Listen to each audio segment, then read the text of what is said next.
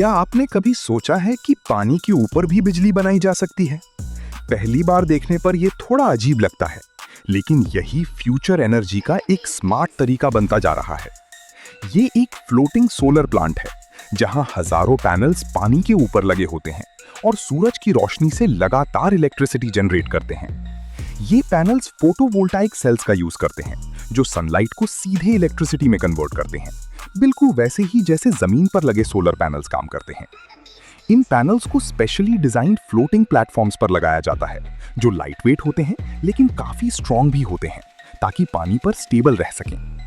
इन platforms को नीचे से हेवी एंकर्स के जरिए फिक्स किया जाता है, जिससे ये हवा और पानी की हलचल में भी अपनी जगह पर बने रहते हैं।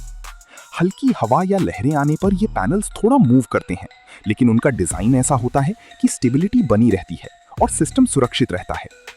जमीन पर लगे सोलर पैनल्स जल्दी गर्म हो जाते हैं, लेकिन पानी पर लगे पैनल्स नेचुरली कूल रहते हैं, जिससे उनकी एफिशिएंसी बढ़ जाती है। जब पैनल का टेम्परेचर कम रहता है तो इलेक्ट्रिसिटी जनरेशन बेहतर होती है और ओवरऑल परफॉर्मेंस काफी इंप्रूव हो जाता है।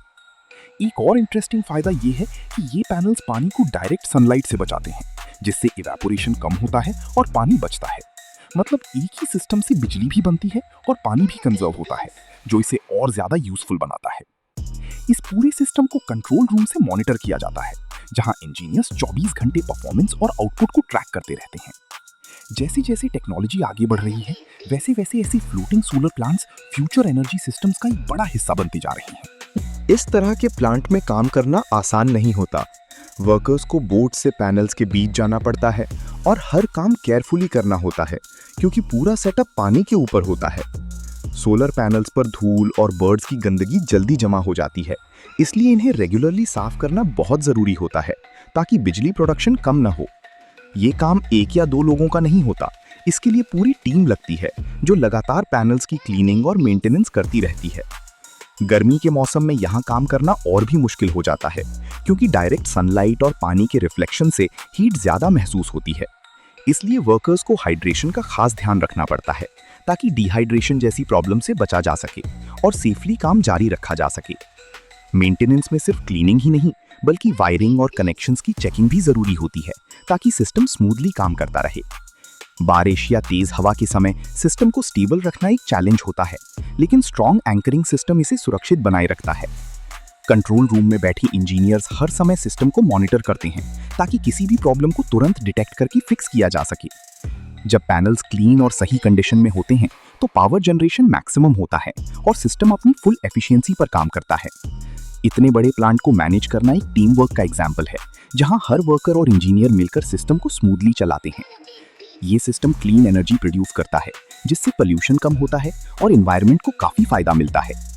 ओवरऑल देखा जाए तो चैलेंजेस के बावजूद ये टेक्नोलॉजी काफी पावरफुल है और फ्यूचर एनर्जी सिस्टम्स में इसकी इंपॉर्टेंस लगातार बढ़ रही है। सोचो, अगर ऐसे फ्लोटिंग सोलर प्लांट्स हर बड़े रेजर्वॉयर पर लग जाएं, तो बिजली प्रोडक्शन कितनी तेजी से बढ़ सकता है और लैंड की जरूरत भी कम हो जाएगी। इंडिया जैसे देश में, जहां पॉपुलेशन ज्यादा है और लैंड लिमिटेड है, वहां ये टेक्नोलॉजी एक स्मार्ट सोल्यूशन बन सकती है। अगर इसे डैम्स और रेजर्वॉयर्स के साथ कंबाइन किया जाए, तो हाइब्रिड एनर्जी सिस्टम बन सकता है, जो और ज्यादा एफिशिएंट होगा। इससे सिटीज को क्लीन एनर्जी मिल सकती है और पोल्यूशन काफी कम हो सकता है, जिससे एनवायरनमेंट पर पॉजिटिव इंपैक्ट पड़ेगा। साथ ही वाटर कंजर्वेशन भी होगा, क्योंकि पैनल सनलाइट को रोककर इवेपोरेशन कम करते हैं, जिससे पानी लंबे समय तक सुरक्षित रहता है। रूरल एरियाज में भी ये टेक्नोलॉजी रिलायबल इलेक्ट्रिसिटी पहुंचा सकती है, जिससे लोगों की लाइफ काफी बेहतर हो सकती है।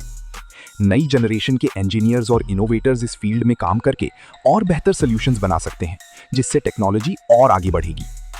आज हम फॉसिल फ्यूल्स पर डिपेंड हैं, लेकिन फ्यूचर में रिन्यूएबल एनर्जी जैसे सोलर सिस्टम्स हमारी मेन पावर सोर्स बन सकते हैं। अगर ऐसे प्रोजेक्ट्स बढ़ते गए, तो पूरा पावर ग्रिड क्लीनर और ज्यादा एफिशिएंट बन सकता है, जिससे लॉन्ग टर्म में एनर्जी क्राइसिस भी कम होगा। ये टेक्नोलॉजी सिर्फ एक प्रोजेक्ट नहीं, बल्कि फ्यूचर एनर्जी रेवोल्यूशन का हिस्सा है, जो आने वाले समय में हमारी लाइफस्टाइल बदल सकता है। देखने में सिंपल लगने वाली ये टेक्नोलॉजी असल में बहुत पावरफुल है और आने वाले समय में इसकी इंपॉर्टेंस और बढ़ने वाली है। अगर आपको ऐसे ही प्रैक्टिकल और फ्यूचर टेक वीडियोस पसंद हैं, तो अभी ज़रीफ इलेक्ट्रिशियन की लैब को सब्सक्राइब करो और बेल आइकॉन दबाओ, ताकि आप कोई भी इंपॉर्टेंट वीडियो मिस ना करो।